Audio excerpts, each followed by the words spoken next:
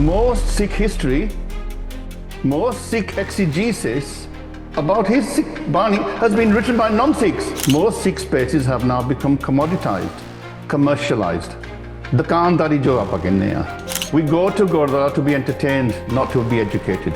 ਤੁਸੀਂ ਨਗਰ ਕੀਰਤਨ ਕਰ ਲਓ, ਤੁਸੀਂ ਵੱਡੇ ਵੱਡੇ ਸਮਾਗਮ ਕਰ ਲਓ, ਤੰਬੂ ਲਾ ਕੇ ਕੀਰਤਨ ਦਰਬਾਰ ਕਰ ਲਓ, ਮੁਬਾਰਕ ਲੰਗਰ ਲਾਵੋ, ਪਰ ਜੇ ਤੁਸੀਂ ਸਕਾਲਰਸ਼ਿਪ ਨਾ ਵਧਾਈ ਤਾਂ ਤੁਸੀਂ ਕਿਤੇ ਨਹੀਂ ਪਹੁੰਚਣਾ। ਜੇ ਗੁਰੂ ਨਾਨਕ ਨੇ ਸਾਨੂੰ ਕੁਝ ਦਿੱਤਾ ਤਾਂ ਸਕਾਲਰਸ਼ਿਪ ਦਿੱਤੀ ਆ। If you want to be a true critical thinker, there comes a point where you have to forget your own position, forget your own viewpoint, and listen with respect to the other viewpoint.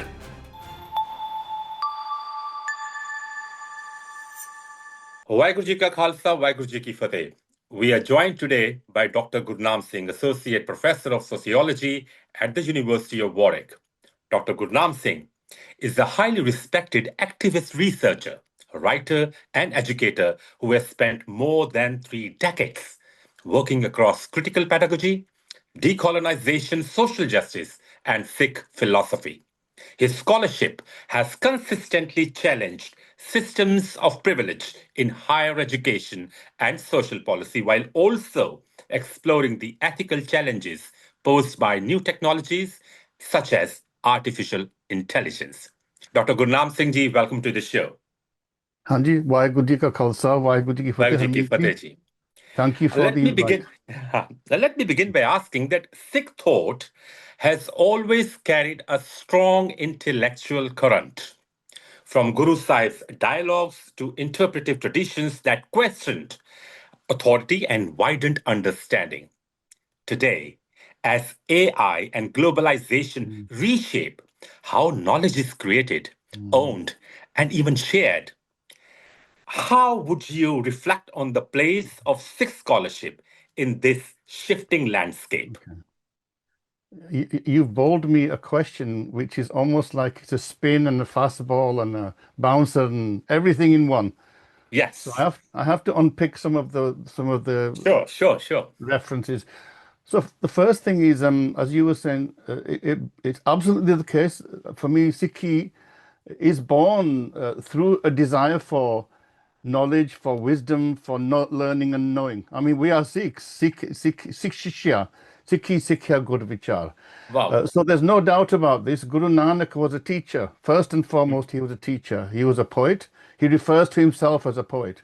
And I think that poetry is one of the most beautiful ways of teaching people. Yeah. What science can do, what factual writing can do, is it can give you instructions, it can give you guidance on how to follow a procedure. And this is important, particularly in a world which is so complex. In fact, without having procedures, processes, you can't survive, even in a primitive setting. So ਇਹ ਦੁਨਿਆਵੀ knowledge ਇਹਨੂੰ ਕਹਿ ਸਕਦੇ ਹਾਂ, ਠੀਕ ਹੈ? That's important, and Sikhs, we are progressive people.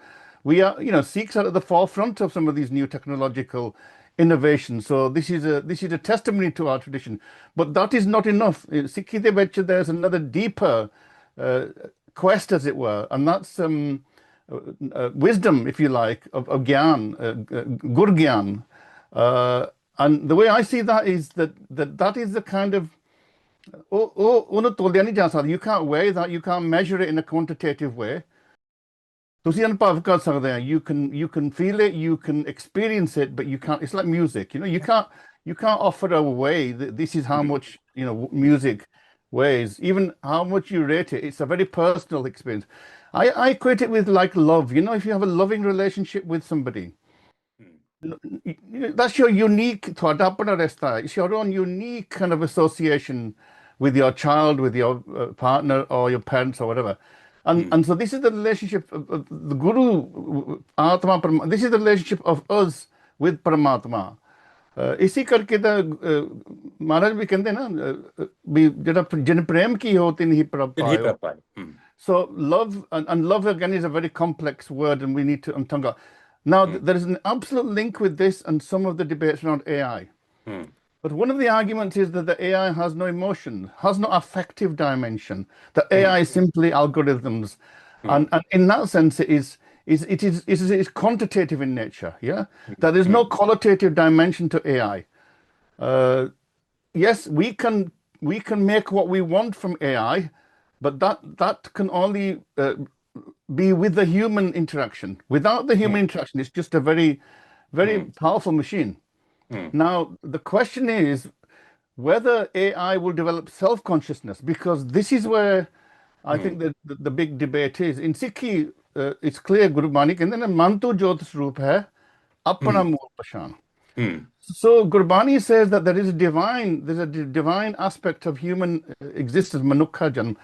वैसे तो that divinity transcends all of nature, all of the universe.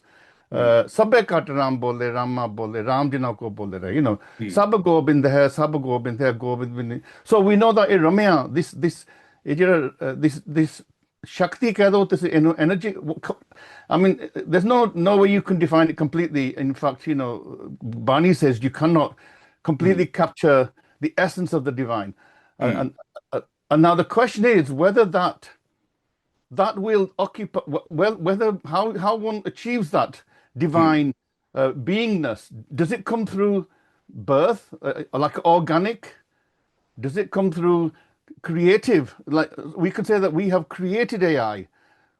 Is it in the act of creation, or is it in the acts of birth? And this is a complex question, and you know, there's lots of different ways to think about this one. Let me now talk about historical grounding. You spoke about love in Sikhi. So I'm reminded of a slog, Frida ja labta neho, kya labta kuda neho, tichar chate lagai hai, uppar tutte me ho. Now, how would you describe the distinctive spirit of Sikh scholarship and its way of engaging with knowledge vis-a-vis love? So, I mean, in a sense, Sikhi begins with poetry. You know, Gurbani is essentially poetry. It is Guru Nanak who is trying to convey his own journey, inner journey. You know, there is the external journey of Sikhi, you know, from the Gurus onwards. And we can map that out, you know, we can get some of that from Janam Sakhis and from other primary and secondary accounts.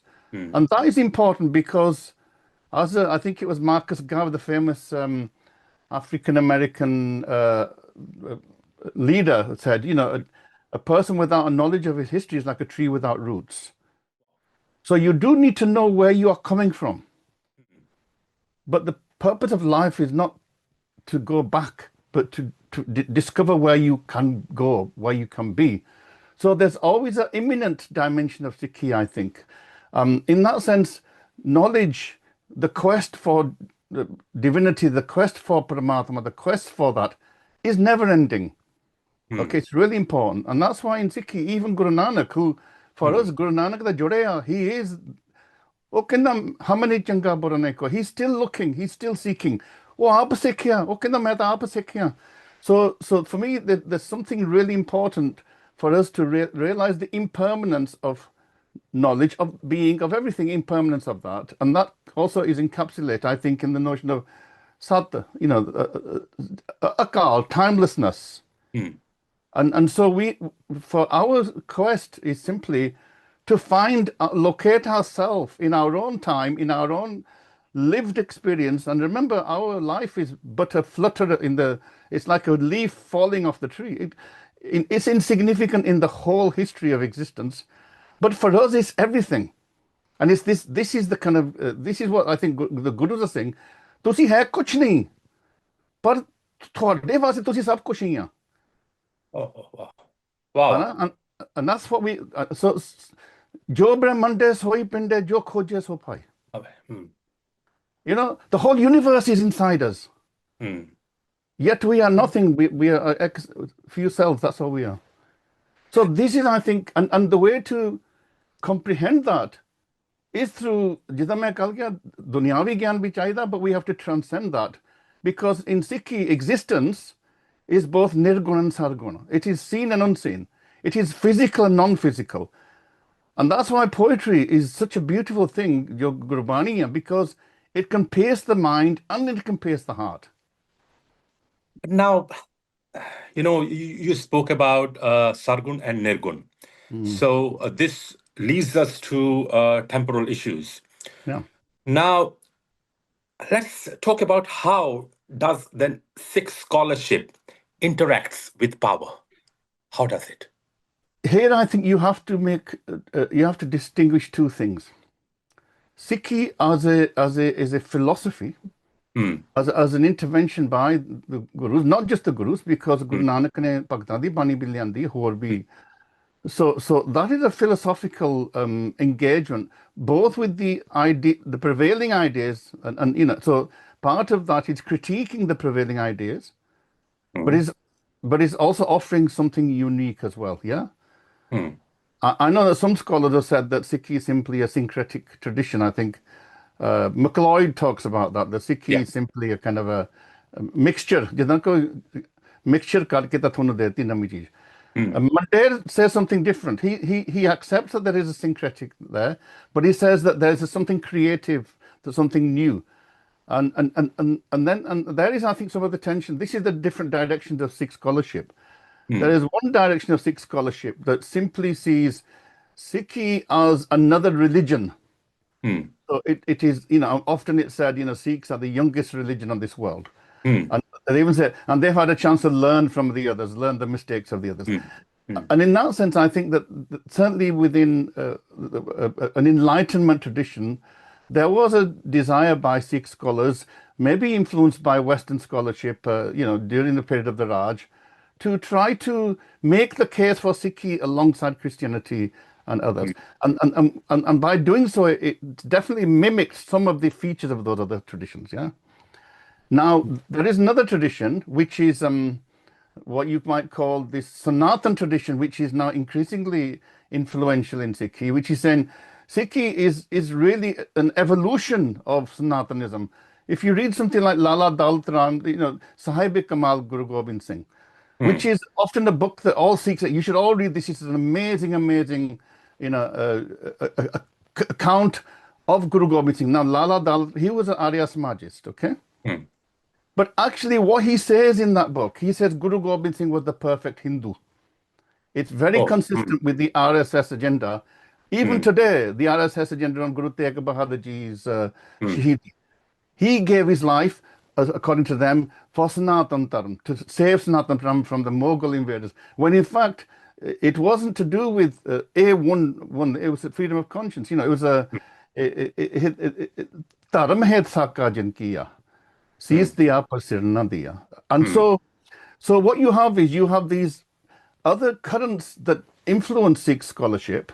And we have obviously Marxist as well scholarship, heavily influential in Punjab, because Punjab, as you know, was it's a very hotbed of leftist politics. So you have lots of people on the left who simply treat the gurus as historical figures who took on tyranny, who challenged all kinds of social taboos, gender and etc. There's a truth in that. And then you've got now, I think more recently, we've got what you might call postmodernist or post-structuralist scholars, Arvind Pal Mandir, Harjot Oberoi and people like that.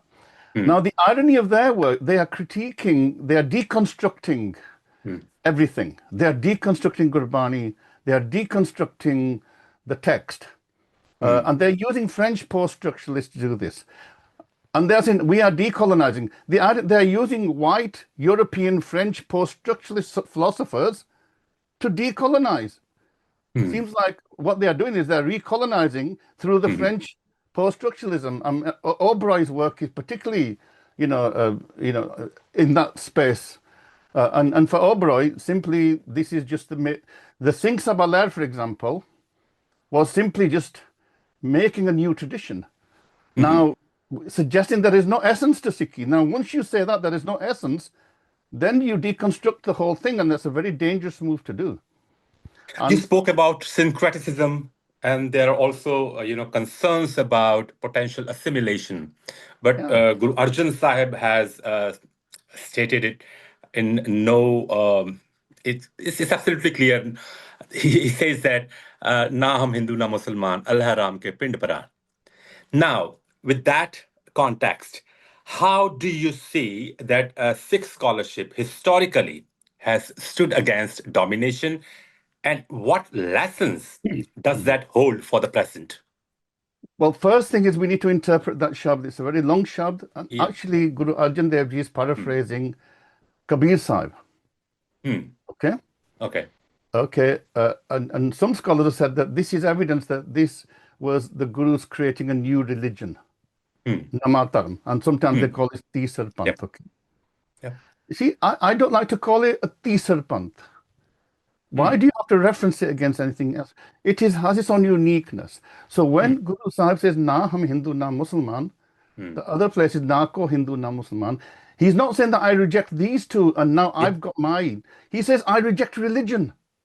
I reject these attempts to divide humanity through these ritualistic practices and saying these people will go to heaven, these people won't go to heaven. This is haram, this is halal.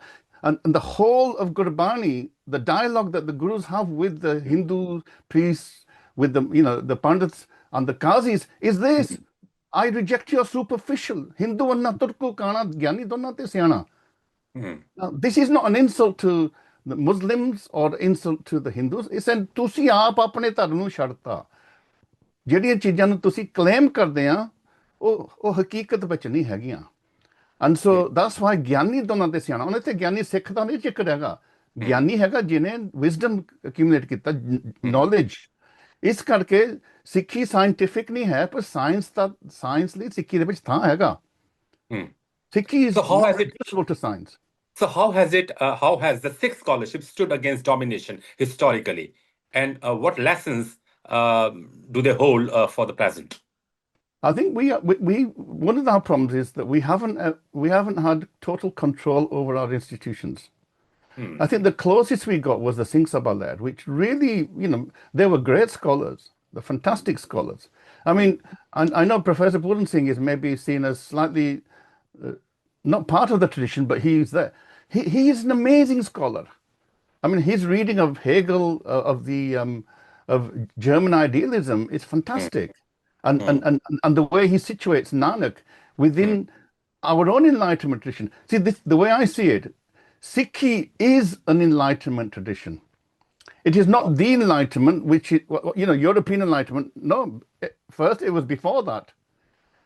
But we have never, ever given it that status. We've always said, it is a development of Sanatanism. And our institutions have been always beholden to those wider forces.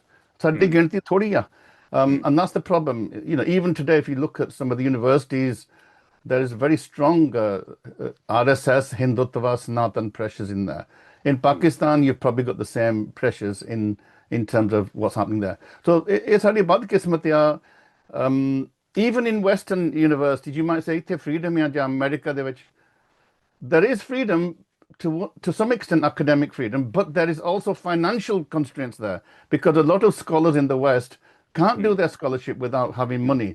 And where money comes in, then you become beholden to other forces. So there is some indication that the RSS, for example, I mean, I don't know if you know, but they were going to fund a professorship in UK, and one in Toronto.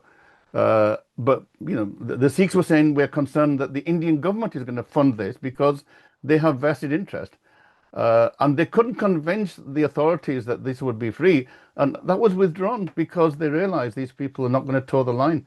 So we are in a difficult situation. The only way around that is for us to develop our own powerful independent institutions, fund them well. We need to be sponsoring thousands of PhDs. Let's be honest. This is the only way we can ensure the survival of Sikhi is we develop Sikh scholarship from our perspective. Developing Sikh scholarship from our perspective. Now, one of the areas where questions of power, you spoke about other forces. So one of the areas where questions of power and knowledge are especially alive today is in the field of technology, with artificial intelligence reshaping how knowledge is generated and distributed. How should Sikh scholars and institutions approach questions of ownership? I'm repeating that question, but this needs some... It's an important one. It's actually a very complex question. I've tried to answer it in kind of briefly as possible. Yeah. The debate around objectivity in scholarship is not a new debate. It is there for many decades. And we would argue that Western scholarship, before the age of the internet, before the AI, was never neutral. Was never, it always situated if you read Edward Said's work, the non-Western other as inferior. Yeah, the Orientalist tradition.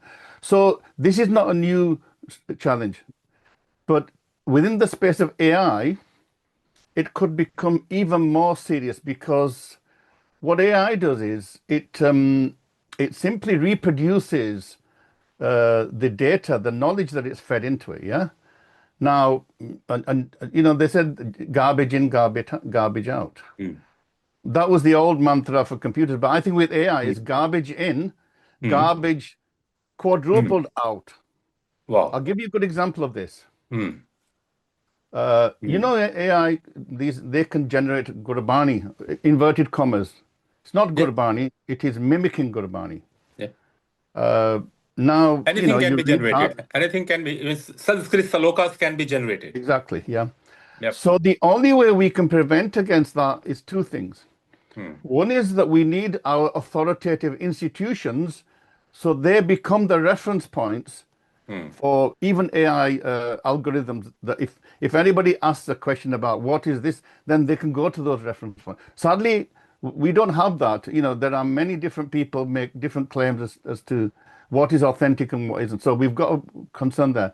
And secondly, we need scholars who know the original Bani, who understand Bani, because the only way I can I don't know all of Guru Granth Sahib.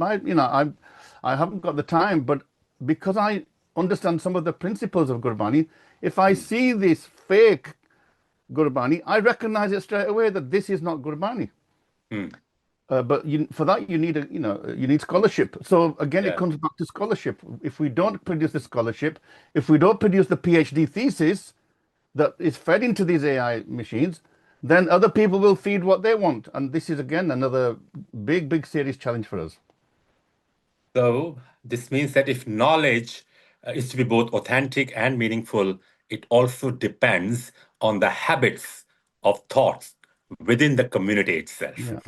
I think authentic is a difficult word, because some people would argue that there is no such thing as uncommitted knowledge, as neutral knowledge. Lovely. Yeah. And therefore, it's a battleground. It's a battleground, but we have to give ourselves a chance. ਜੇ ਹੁਣ ਸਾਡੇ ਕੋਲ ਕੋਈ ਹਥਿਆਰ ਹੀ ਹੈ ਨਹੀਂ, ਅਸੀਂ ਨੰਗੇ ਧੜ ਉੱਥੇ ਜਾਈਏ, ਉਹਨਾਂ ਕੋਲ ਇੰਨੇ ਹਥਿਆਰ ਹੋ ਗਏ, that you're not going to stand a chance. I understand. But we have disarmed ourselves. In fact, I was reading most Sikh history, most Sikh exegesis about his Sikh Bani has been written by non-Sikhs. So we're already kind of, as it were, way behind. That brings us to the... Yeah, go ahead, please. Yeah. I mean, Hugh MacLeod, he's doing good work. I'm got nothing against him as a scholar. He's a Westerner, Cunningham, some of that material. Even people like Harjot O'Brai, he said, I'm not a Sikh. I think, he's... So in a sense, everybody seems to have a license to say, I will tell you what Sikhi is. Now, at one level, we wouldn't want to stop people from, having their own critiques. We don't want to become a kind of a thought police. But what we do need to do is support those scholars who are truly trying to stay true to the tradition. But we don't. What are the main obstacles that prevent critical thinking from flourishing in Sikh spaces, and how might we begin to address them? Well, I think critical thinking is happening. Okay. In fact, it's happening, I meet plenty of Sikhs in the universities who are engaged in very interesting work. But that's happening only in university spaces, sir. Well, I would say it's not happening in Sikh spaces. That's the point. And I'll tell you why it's not happening in Sikh spaces. And I say this not by just to be sarcastic. I say it with a sad heart. Most Sikh spaces have now become commoditized, commercialized. Dukandari jo aapa kehne aa. And it's money that matters there. So you know, people don't want to listen. They don't listen to the truth because of ਮਿੱਠਾ ਨਹੀਂ ਲੱਗਦਾ ਕਈ ਵਾਰੀ ਸੱਚ ਕੌੜਾ ਹੀ ਲੱਗਦਾ ਹੁੰਦਾ ਨਾ most of our ਗੁਰਦੁਆਰਾ ਕੀਰਤਨ ਵੀ ਹੁੰਦਾ ਕੰਧ ਰਸਤੇ ਜ਼ਿਆਦਾ ਹੈਗਾ ਟਿਊਨ ਲੋਕੀ ਸੁਣਨ ਜਾਂਦੇ I said this to you when we were talking we go to Gurdwara to be entertained not to be educated and if somebody tries to educate you then either people won't come or people will say ਇਹਨੂੰ ਮੁੜ ਕੇ ਨਾ ਬੁਲਾਇਓ ਇਹਦਾ ਸਾਡਾ ਸਵਾਦ ਹੀ ਖਰਾਬ ਕਰਦੇ ਨੇ this is a big tragedy and I mean maybe this is the inevitability of organized religion because once you organize something you create power and other forces move in but we cannot not have organized religion. We need institutions. We need strong institutions. At the moment, Sikh institutions from SGP onward are very weak. In fact, some people say they are fragmenting before our very eyes. Now, that brings us to the forward-looking question, how Sikh scholarship might evolve in the years to come as AI, decolonization, and pedagogy converge. What kind of future do you see for Sikh scholarship? Well, I think we from our apex institutions downward, it's got to be top-down, bottom-up, okay? Why I'm saying it has to be bottom-up as well as top-down, we cannot expect the people from the top to do anything unless we put pressure on them, yeah? So, but they have the resources. So the first thing is, if you ask most people, define Sikhi. Okay, the Sikhi is naam japna, vand ke shikana ta kirt karni, theek hai? Now, ਨਾਮ ਜਪਣ ਦਾ ਅਰਥ ਅਸੀਂ ਕਰਤਾ ਜੀ ਤੁਸੀਂ ਬੈਠ ਕੇ ਤਾਂ ਵਾਹਿਗੁਰੂ ਵਾਹਿਗੁਰੂ ਕਰੋ ਮੈਂ ਕਹਿੰਦਾ ਨਾਮ ਜਪਣ ਦਾ ਅਰਥ ਹੀ ਹੈ ਸਕਾਲਰਸ਼ਿਪ ਨਾਮ ਜਪਣ ਦਾ ਅਰਥ ਹੀ ਹੈ ਗਿਆਨ ਪ੍ਰਾਪਤ ਕਰਨਾ ਕ੍ਰਿਟੀਕਲ ਸਕਾਲਰਸ਼ਿਪ ਡਿਸਕਵਰੀ ਕਰਨੀ ਇਹ ਕਦੇ ਸਿੱਖਿਆ ਜੇ ਅਸੀਂ ਖੋਜੀ ਉਪਜਿਆ ਬਾਦੀ ਬਿੰਸ ਹੈ ਖੋਜ ਦੀ ਗੱਲ ਆ ਆਪਾਂ ਅਰਦਾਸ ਕਰਦੇ ਨਾ ਸੱਚੇ ਪਾਤਸ਼ਾਹ ਸਾਨੂੰ ਬੁੱਧ ਵਿਵੇਕ ਦਿਓ ਸੋ ਆਪਾਂ ਕਿਉਂ ਨਹੀਂ ਕਹਿੰਦੇ ਵੀ ਚੌਥਾ ਸਾਡਾ ਸਿਧਾਂਤ ਹੈ ਨਾਮ ਜਪਣਾ ਵੰਡ ਕੇ ਛਕਣਾ ਕਿਰਤ ਕਰਨੀ ਤਾਂ ਸਕਾਲਰਸ਼ਿਪ ਕਰਨੀ ਹਰੇਕ ਗੁਰਦੁਆਰੇ ਦੇ ਕਨਸਟੀਟਿਊਸ਼ਨ ਦੇ ਵਿੱਚ ਹੋਣਾ ਚਾਹੀਦਾ ਵੀ ਸਾਡਾ ਜਿੱਥੇ ਬਿਲਡਿੰਗ ਫੰਡ ਆ ਉਹਦੇ ਬਰਾਬਰ ਸਕਾਲਰਸ਼ਿਪ ਫੰਡ ਹੋਣਾ ਚਾਹੀਦਾ ਤਾਂ ਦੁਨੀਆ 'ਚ ਕਿੰਨੇ ਗੁਰਦੁਆਰੇ ਪਤਾ ਨਹੀਂ ਹਜ਼ਾਰਾਂ ਦੀ ਗਿਣਤੀ ਹੋ ਗਏ ਇੱਕ ਗੁਰਦੁਆਰਾ ਇੱਕ PhD ਸਕਾਲਰਸ਼ਿਪ ਆਪਣੇ ਖਜ਼ਾਨੇ 'ਚੋਂ ਹਰ ਸਾਲ ਰੱਖ ਲਵੇ ਤੇ ਤੁਸੀਂ 10 ਸਾਲਾਂ ਦੇ ਵਿੱਚ ਲੱਖਾਂ ਦੀ ਗਿਣਤੀ ਤੁਸੀਂ ਸਿੱਖ PhD ਸਕਾਲਰਸ ਪੈਦਾ ਕਰ ਸਕਦੇ ਆ ਪਰ ਇਸ ਪਾਸੇ is it doable ਬਿਲਕੁਲ ਡੂਏਬਲ ਆ ਪਰ so I don't know I think it's going to happen from the ਹੁਣ ਅਸੀਂ ਇੱਥੇ ਆਕਸਫੋਰਡ ਯੂਨੀਵਰਸਿਟੀ ਦੇ ਵਿੱਚ ਹੁਣ there is a postdoc scholarship we've established that but there was no support from the gurdwaras most were individuals academics who supported that so that's the only way forward Harmeet ਤੁਸੀਂ ਨਗਰ ਕੀਰਤਨ ਕਰ ਲਓ ਤੁਸੀਂ ਵੱਡੇ ਵੱਡੇ ਸਮਾਗਮ ਕਰ ਲਓ ਤੰਬੂ ਲਾ ਕੇ ਕੀਰਤਨ ਦਰਬਾਰ ਕਰ ਲਓ ਮੁਬਾਰਕ ਲੰਗਰ ਲਾਵੋ ਪਰ ਜੇ ਤੁਸੀਂ ਸਕਾਲਰਸ਼ਿਪ ਨਾ ਵਧਾਈ ਤਾਂ ਤੁਸੀਂ ਕਿਤੇ ਨਹੀਂ ਪਹੁੰਚਣਾ ਜੇ ਗੁਰੂ ਨਾਨਕ ਨੇ ਸਾਨੂੰ ਕੁਝ ਦਿੱਤਾ ਤਾਂ ਸਕਾਲਰਸ਼ਿਪ ਦਿੱਤੀ ਆ Scholarship is the way forward. Dr. Gurnam Singh ji, you have reminded us that the Sikh scholarship has always been rooted in dialogue, questioning, and more so ethical responsibility. Absolutely, yeah. And I think it's time for us to ponder over that critical thinking and intellectual courage is very much is key to taking it forward. And thank you so much. One more thing I would add. Yeah. Most people think that critical thinking is argumentation. Yes. Yeah. Please go ahead. Yeah, that's a very valid point. Yes. मैं हुणे किया सी खोजी उपजे बादी beings है. Yeah, please elaborate on it. Yes. Problem is today ਅਸੀਂ ਬਾਦੀ ਬਣ ਗਏ ਆ.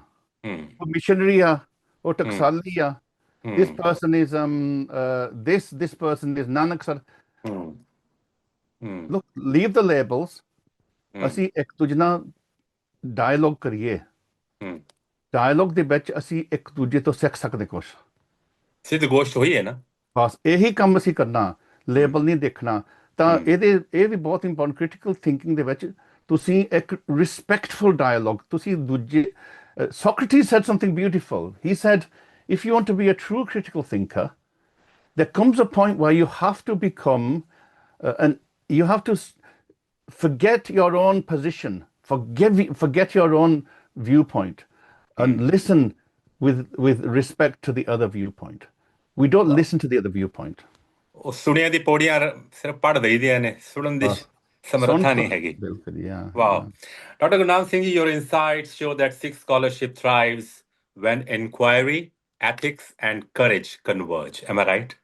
Absolutely, absolutely. Yeah. Thank you so much for illuminating how this tradition can guide us in navigating the challenges of our time. Thank you so much, Dr. Saab. Thank you, Harmeet Wish you Singh all ji, the as best. well. Anji, Waheguru ji ka Waheguru ji khalsa. ka khalsa, Waheguru ji ki fateh.